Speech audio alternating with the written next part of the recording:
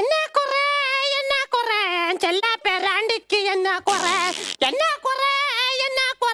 മായ കറുപ്പുക്ക് എന്നാ കൊറേ ആ തൊണ്ട് എടുത്തിട്ട് മുട്ടയിലിട്ട് തട്ടിക്കോ ഈ തൊണ്ട് എടുത്തിട്ട് മുട്ടയിലിട്ട് തട്ടിക്കോ.